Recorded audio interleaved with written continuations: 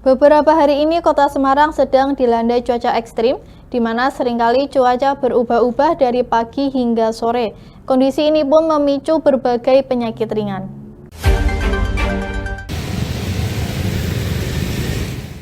Sebelumnya, warga Kota Semarang mengeluhkan terkait polusi udara yang dapat menyebabkan berbagai macam penyakit.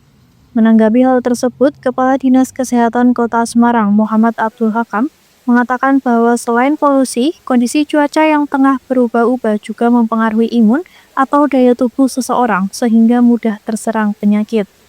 Untuk menghadapi cuaca ekstrim, masyarakat diimbau untuk menjaga pola hidup sehat. Mulai mendung kemudian hujan lebat. Hujannya enggak yang gerimis, tapi hujannya benar-benar lebat banget ya, sangat lebat sekali. Nah ini pastinya akan mempengaruhi apa? Akan mengaruhi sistem imunitas, daya tahan tubuh atau sistem kekebalan tubuh. Kemudian yang kedua, kalau tidak diimbangi dengan pola makan yang bagus, kemudian ini rehidrasi, ini pasti akan semakin memperburuk keadaan.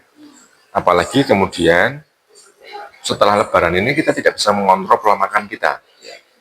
Dan yang paling terakhir adalah kesehatan mental atau emosi juga tidak dijaga dengan baik, itu pasti akan berpengaruh semuanya terhadap kondisi kesehatan bagi kita. Maka pesan saya sebetulnya dari minggu lalu, saya sudah bilang sama teman-teman dari Infokes sama Prokes, coba naikkan yang berhubungan dengan cuaca ekstrim. Penyakit-penyakit apa yang kira-kira itu berdampak terhadap cuaca ekstrim itu, share kepada masyarakat.